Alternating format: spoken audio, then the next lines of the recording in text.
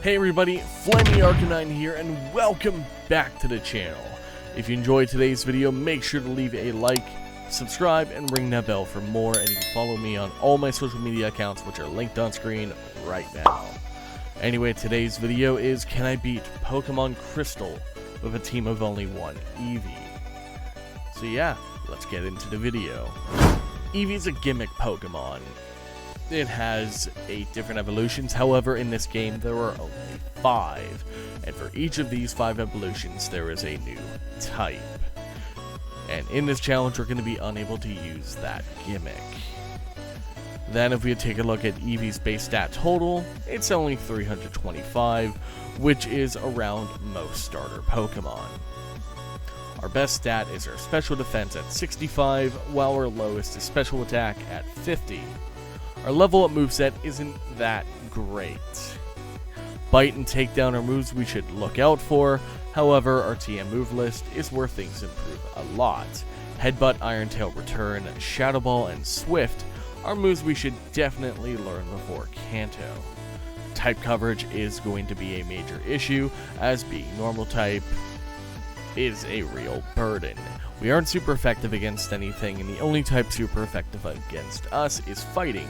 Luckily, we are immune to ghost types, and ghost types are immune to us, kind of thing, which is kind of a double-edged sword. But yeah, aside from that, it's going to be very difficult. And with that in mind, do I think this challenge is possible? Well, yeah, I do.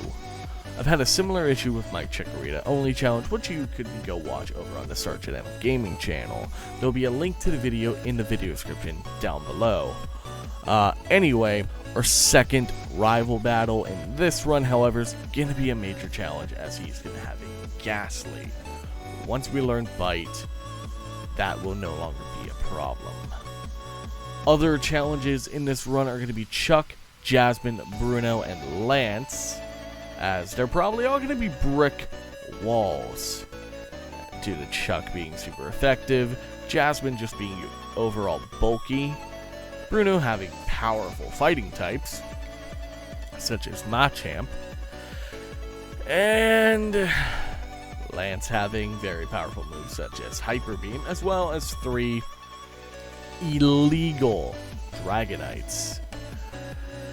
I'm pretty sure that I can beat Red. It's just his Snorlax may be a problem, as it's very bulky. Anyway, on to the rules of this challenge. In combat, I can only use Eevee. I'll need other Pokemon for HMs, but I'm not going to be allowed to use any of those Pokemon in battle. No glitches or exploits, no items in battle. Held items, Pokeballs, and items outside of combat, however, are allowed. Anyway, let's get officially into the challenge. So the run starts by using the Universal Randomizer to replace Chikorita with Eevee. This gives our rival Cyndaquil probably the hardest of the starters for us to fight, and then we go and pick up the omelet, I mean egg from Mr. Pokemon, and on our way back, some angry ginger bumps into us and proceeds to battle us for it. Okay. Sure. His Cyndaquil isn't much of a challenge at this stage, as it only knows Tackle and Leer. We then bully him with Sand Attack before taking him down with some tackles. But the funniest part is, even though we've dropped his accuracy 3 times, he doesn't miss a single tackle. Anyway, after the fight, he drops his ID, passport, driver's license, social insurance number, birth certificate, Tim Hortons rewards card, and runs away. Dude, if you're going to steal someone's shit, don't be a klutz. So we finish our Uber Eats trip and get scolded by the cops, so I say, fuck it! And we throw Joey here under the bus. Now that Joey's a criminal because of us, I announce that I'm going to rule the world with Vanilla at my side. So, where better than start than to beat up Violet City's Faulkner? We lost. I mean, beat up the Sprout Tower's Elder. Yeah, that's what I meant. Shut up, you also nothing. So after we beat up the Elder, we then go and beat up Faulkner. and his father's precious bird Pokemon get decimated. And what pisses me off the most is he only uses the Pidgeline. He has more options such as Natu and Hoot Hoot. The latter of the two is already available. That old man in the Sprout Tower, he had one! Regardless, we're now a 16th of the way to ruling the world. The next pit stop, though, however, is in Azalea Town, where I beat up the Black Market, and then I beat up Joey the Ginger. This ball of gas immediately puts us to sleep, and then we sit there for 5 turns, unable to do anything to each other. He can't hit me, and I'm off in Univa's dream world. When we finally do wake up, we throw some mud at him. And then he moves on to the astral plane. His bat is next and throws us some calculus formula at us, which just confuses us. But it doesn't matter as we hit 75% of our tackles to take him out. Take that, math! Finally, his fire ferret comes out. And he misses so many embers because of the way Mud Slap works. By the time we win, we have 3 HP remaining. That was damn close. To vent off my anger at this, I go take on this trap of a bug catcher named Bugsy. His cocoons go down without a problem as they basically just use Harden. But he must be tired of all of this shit, because his Scyther is out for blood. It spams Fury Cutter, and he's faster than us. This makes us go down pretty quickly. So I return at level 23 once I learn Quick Attack, and just like before, his cocoons just die. And then Scyther again spams Fury Cutter. However, because of us being at a higher level, we have more health, and now we're faster by priority with Quick Attack. So we survive the fight, grab our badge, and leave that town forever. Once I enter Goldenrod, I hear rumors about this nightmare known as Whitney and her infamous milk tank. How it sweeps teams is because of a combination of Attract, Rollout, and Milk Drink. This has me a little nervous. So, I enter the fight, and Clefairy goes down without an issue. But the second I see that milk tank, I know I'm screwed. I throw some dirt in her eye, and it works wonders. I then whip her with my tail to weaken her, and because of this, we eventually win the fight. Thank God, that could have been much, much, much worse. So, give me the badge, crying woman. I said, give it to me. Give it to me! After walking into the burned tower, we're ambushed by the Ginger once more. His ghost goes down quickly, but not before getting a curse out on us. We one-shot his magnet, and his bat's beaten to a pulp. However, our health is slowly chipped away because of the curse. So his fire ferret stares us down, ready to end us. But we throw some dirt in his eye again, and luck out by him missing Ember a lot.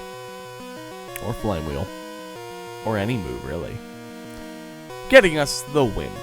I then enter the morgue and challenge Ghost Man Morty, who isn't much of a challenge. His Ghastly and 2 Haunters are one-shots, but his Gengar does put us to sleep and attempt to eat my dreams. But we wake up quickly and take him out. We're a quarter of the way to our goal. Now hand me a Staples button, damn it. That was easy. It's at this point I realize I can go one of 3 paths. I can face Mr. Freeze, Chuck Norris, or Steel Tits. I decide to become Batman and beat up Mr. Freeze, but first, I take my time to beat up the Mafia with Lance to save Gotham. Take that, Falcone. I mean, save Mahogany Town. Take that, Team Rocket. Yeah.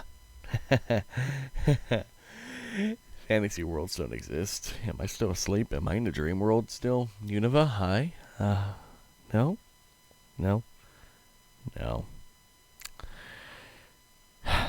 So once I corner Mr. Freeze, I drop him faster than ice cream melting on a hot summer day. That's an analogy. You'd think for the 7th gym leader, he'd be a challenge, but no. Jasmine has a higher level ace than him. And all 3 leaders have a team within 5 levels of each other. What the fuck? Jasmine's number 6, Bryce is number 7, her ace is higher than his. What? Why am I questioning Johto? So, after such a brutal beatdown, I turned my attention to Chuck Norris. And, surprisingly, after only 2 attempts, I don't beat Chuck Norris. Chuck Norris just doesn't allow me to win and just hands me his Storm Badge. So, I reflect on what just happened, and the sheer dumb luck that was needed to be allowed to survive. A damage range takedown of Primeape, who can one-shot us. And a flinch on Poliwrath, who would have ended us in 1 hit as well. We take these. So, it's Steel Tits time. And boy, are they sharp. There's a reason I saved her for last. Because we definitely still aren't even strong enough. Her Steel Dildo is just too bulky. So, I pick up a TM for return and then try again. This time, I blink and her magnets just disappear. Must have been attracted off somewhere. And then I see the Steel Dildo. So I spam Mud Slap and Tail Whip before using return just once to win us the fight. That was better than the hours of grinding I would have had to do if I lost, so hey, I'm all for it. As I exit the gym, I have to defeat the Mafia in Goldenrod City, but I must have blacked out because I'm suddenly standing before female Lance in Blackthorn City. Her dragons go down surprisingly easy, and she must have learned from Whitney because she refuses to hand me the gym badge. I then demand to speak to her manager in the Dragon's Den, and he makes her hand it over. Now we're officially halfway to ruling over the world. So, I head to the second half of the world, known as Kanto, and their Indigo Plateau. But before I can do any of that, at the end of Victory Road, Joey the Ginger makes one final attempt to defeat us, and at this point the writing's just on the wall for him.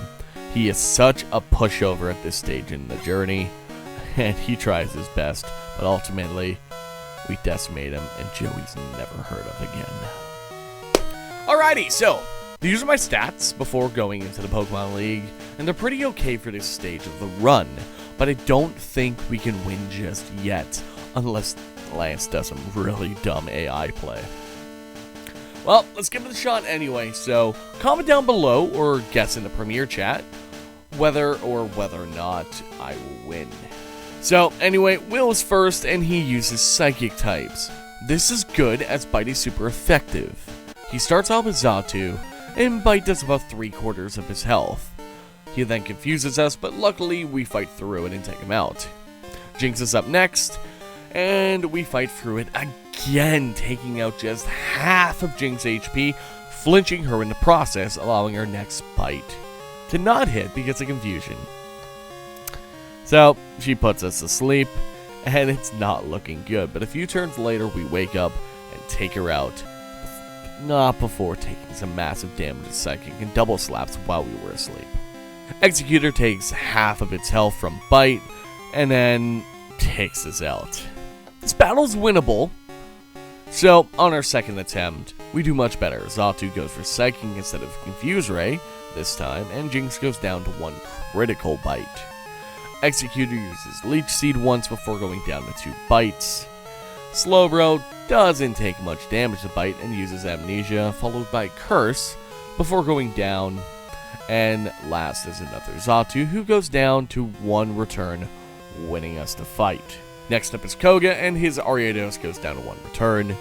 Venomoth is next, and it also goes down to a single return. Third is Fortress, and this thing's a tank, let me tell you. So we hit him for very little with each move, and eventually Muck survives. A return uses Minimize, but we miss. And he hits us with Toxic. That's a run killer. But we still try to take him out anyway, but we're taking out the next turn by Crobat, who outspeeds us. We can win if we don't get poisoned though, so on my next attempt, Ariados and Venomoth go down the same as last time.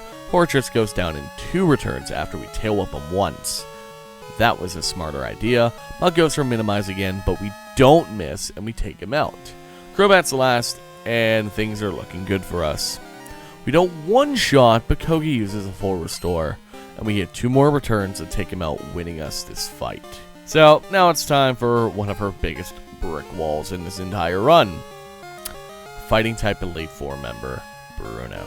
He starts off with his Hitmontop, who goes down to just 1 return, and next is Hitmonlee, who also goes down to 1 return.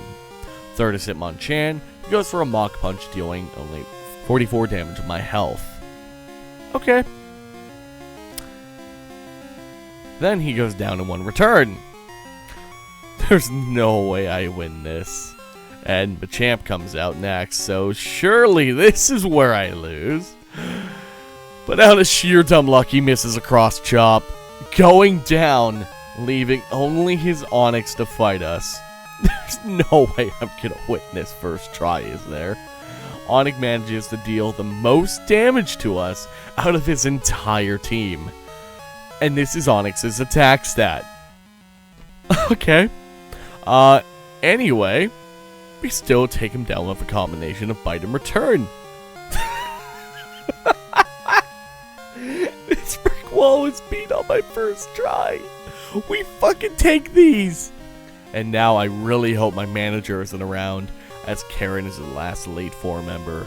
She specializes in dark types. Umbreon is first and hits a sand attack before going down, and next up is Vileplume, who hits us with a Stun Spore before going down after a few Moonlights and a Petal Dance, while we can't attack.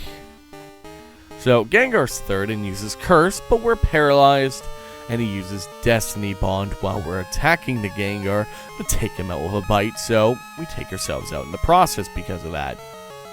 I can't even be mad! That was hilarious! We try again and Umbreon goes down the same way, but she misses her sand attack. Vileplume goes down the same way as last time, but with us at full health this time. So, Gengar goes down without hitting Destiny Bond this time, thank God. And fourth is Murkrow, who hits a Feint attack before going down to 1 return. And last is Houndoom, who hits us with Flamethrower before getting 1 shot by return. Finally, it's the Pokemon League champion, Lance. And like I thought, this battle's incredibly hard. His Gyarados is easy as it just sets up a Rain Dance before going down, but he must be pissed off because next there is 2 level 47 Dragonites who paralyzes and beat us down with Hyper Beam. If we even manage to get past them, his Aerodactyl takes us out. Our best run was our 4th attempt that went like this. Gyarados going down in 2 returns, setting up a Rain Dance in the process. Dragonite number 1 missing a Thunder Wave before going down. The second Dragonite does paralyze us though, but it misses its first Hyper Beam, hits the second before we take it out, but we go down to his Aerodactyl and 2 Hyper Beams. We don't deal nearly enough damage, even with that rare candy I used. So it's time to train some more. And I train against the Pokemon League as they're the highest level trainers we can face right now. Returning at level 71, I get the luckiest run yet.